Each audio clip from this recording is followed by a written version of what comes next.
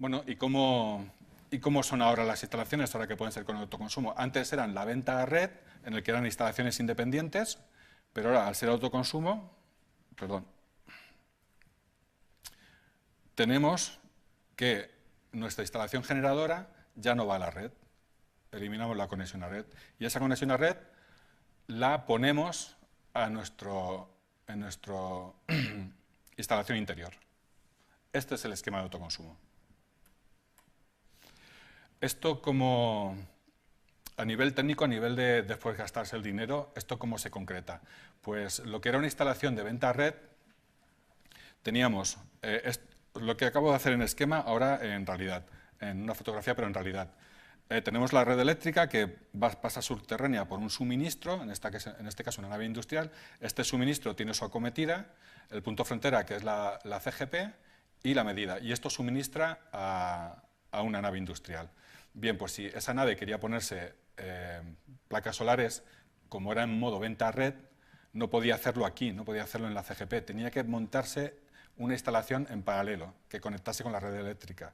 Por tanto, tenía que hacer un abatimiento, o sea, tenían que abrir el suelo, buscar la red, hacer lo que se llama un abatimiento, entrar a la CGP y salir. Es la acometida, con su CGP específica para la fotovoltaica, y en este caso era una instalación de más de 50 kilovatios, 100 kilovatios, con su medida indirecta, con su medida indirecta y su contador. Esto era la venta red, o sigue siendo la venta red el que pretende hacerla. Eso en ese sentido no ha cambiado. Bueno, ¿cuál es la situación actual de precios? Por el tema del peaje que se indica en el Real Decreto, pues los precios, estos son los precios de peajes de acceso, los que te cobra los que indica el Boletín Oficial del Estado que se han de cobrar, tanto en la parte de potencia, es decir, a nosotros, por el término potencia, nos cobran 38 euros por kilovatio que tengamos contratado. Digo nosotros porque suelen ser las 2.0 menos de 10 kilovatios. Y por cada kilovatio que consumamos, 0,04 euros es también el peaje de acceso, pero esta parte en la parte variable, en el término energía. Pues los cargos de aplicación, si te pones autoconsumo, para el término potencia son 8, en el caso de instalaciones de menos de 10 kilovatios, lo que eran 38 son 8, y lo que era 0,044 pues más o menos se mantiene. Es decir, que aproximadamente los peajes de respaldos, de manera aproximada, es lo mismo que los peajes de acceso. Aquí se puede ver la comparación. Podemos ver, por ejemplo, un 3.1, que es un suministro en alta tensión, que el peaje de acceso para kilovatio hora es 0,014, y si se pusiera un autoconsumo, su peaje de respaldo sería 0,016. En este caso es un poco más. Es más caro el peaje de respaldo que no el peaje de acceso, pero en el mismo orden aproximadamente. Bueno, ¿y qué modalidades de autoconsumo nos indica este Real Decreto? Resumiéndolo mucho, dos, las tipo 1 y las tipo 2. ¿Y cómo se caracterizan? Pues también resumiéndolo mucho, las tipo 1 son aquellas que no venden a red, no que no viertan, sino que aquella energía que les sobra, que no se queda, no se vende. Y además son menores de 100 kilovatios. Esas son las tipo 1. Las tipo 1 se legalizan por el Real Decreto 1699 y tienen una tramitación relativamente más sencilla que las tipo 2. Y una tipo 2 se caracteriza por tener una venta a red, es decir, una parte de autoconsumo y lo que sobra se vende. Como vendes, te tienes que dar de alta en el registro de instalaciones de régimen especial. Y esa tramitación es algo más laboriosa. Es decir, tú puedes tener una instalación de 1 kilovatio, que son 4 placas. Si te lo pones en tu casa, pues a lo mejor autoconsumes el 50% y el otro 50% que sobra decides venderlo. Pues te das de alta y puedes vender ese otro 50%. Esa sería un tipo 2. De hecho, para instalaciones muy pequeñas no interesa, pero se puede hacer, legalmente es posible. Tipo 1, no venden la energía que sobra, y son de menos de 100 kilovatios. Y tipo 2, aquellas que son por per se mayores de 100 kilovatios y venden la energía que sobra. ¿Cómo se habían estado haciendo instalaciones de autoconsumo? Porque se habían estado haciendo acogiéndose al 1699. Pues habían estado ejecutando mayoritariamente las que yo conozco, conectando en el cuadro de la vivienda. No yéndote al contador, sino en el cuadro de la vivienda. Esto ya no se permite con el 900. Te tienes que ir donde está el punto frontera, donde está el contador. Y este es el esquema que ha sacado la distribuidora aquí de la zona, Iberdrola, para hacer esa conexión en tu instalación interna. Tienes el punto frontera, la medida, y debes de colocarlo junto a esa medida, debes de colocar tu generación. Y además deben ser los dos contadores bidireccionales, que midan tanto la generación como los consumos. Y luego añaden aquí otro contador que en principio te mediría únicamente el consumo, pero ya te lo mide este, con lo cual la propia distribuidora indica que este es opcional.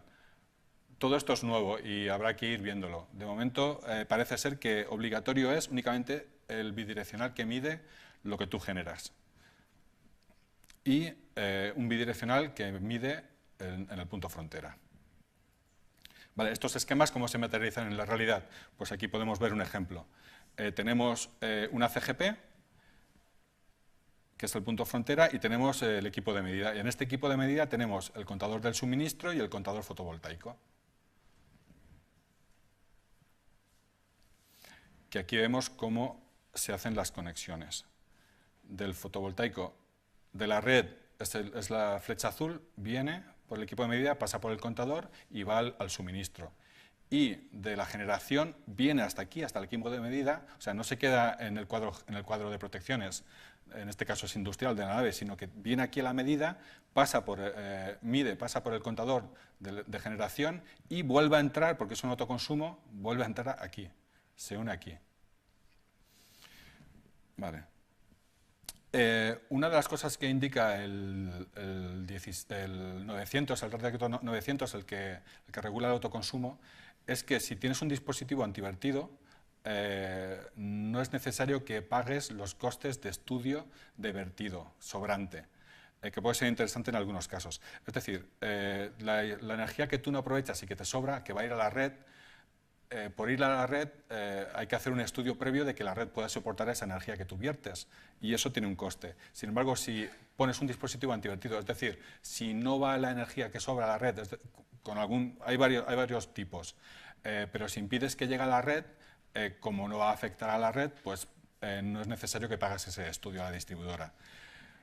En este caso, ¿dónde se tendría que poner, dónde se pondría ese dispositivo antivertido? Que tenemos aquí la fotografía del equipo de medida. Pues habría que ponerlo aquí, a la salida del contador del suministro. Que en este esquema tenemos el autoconsumo, esta es la red, este es el contador de autoconsumo, va a los consumos y aquí donde se une con la generación, ahí en ese punto ponemos el dispositivo que detecta que va a verter y manda la señal al inversor para que desconecte o se ajuste, en fin, según cómo sea ese funcionamiento antivertido. De hecho, hay varios dispositivos, básicamente dos. Aquellos que detectan que va a ir a la red y entonces lo desconectan, con lo cual no produce nada, y otros que detectan que va a ir a la red y amoldan la producción. Es decir, si estamos produciendo 5 kilovatios y se están consumiendo 2,5, la mitad, este dispositivo puede actuar sobre el inversor de forma que, aun pudiendo producir 5, produce 2,5. Se amolda a los consumos y no vierte a red. Varios fabricantes tienen sus dispositivos propios y luego hay ingenierías que tienen dispositivos genéricos que se amoldan a los inversores específicos que puedas comprar. Es importante poder conocer cómo son las instalaciones de enlace, aquello que une la red eléctrica con los consumos. Es importante conocer esto para saber cómo podemos actuar si va a ser muy caro cuál va a ser la dificultad que tenemos para poder llevar a cabo una instalación de autoconsumo. Por eso este breve paréntesis donde lo explico esto. Se entiende por red interior la formada por los conductores, aparamentos y equipos necesarios para dar servicio a una instalación receptora que no pertenece a la red de distribución. Esto es tal y como se define el 1699. ¿Qué quiere decir esto? Me voy a la foto que aquí sea mejor. Este es un edificio, una comunidad de propietarios. Vemos la red de distribución, que en este caso es aérea. Viene por la terraza, un poste, y esta es la red de distribución. Esto pertenece a la distribuidora. De la red de distribución sale una derivación que es la llamada acometida, que sigue siendo de la distribuidora. Y se llega al punto frontera, que en este caso es un esquema 7, que es la CGP, y esto ya pertenece al cliente. En el punto frontera ya pertenece al cliente. Aquí está en la terraza porque es una línea aérea, y de aquí sale el cable que es la línea general de alimentación, que va hasta el cuadro de contadores, que en este caso, en este edificio, está en la planta baja, que es este. Entonces, el cable este que se ve aquí, que es la línea general de alimentación, por aquí, llega por aquí abajo, que apenas se ve, llega por aquí y es el que entra al cuadro de contadores.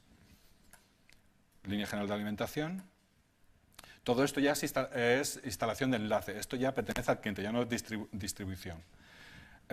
Llegamos a los fusibles de seguridad, al contador de cada uno de los suministros y de ahí, del contador, con la derivación individual a la instalación interior en este caso son viviendas. El ICP, que ahora ya no se instala, puesto que lo lleva incorporado los nuevos contadores, y los dispositivos generales de mando y protección. Pues el Real Decreto 16, tanto el 1699 como el 900 indica que debes de conectar lo más cerca posible de la CGP, que la traducción es, tienes que conectar aquí, en el cuarto de contadores.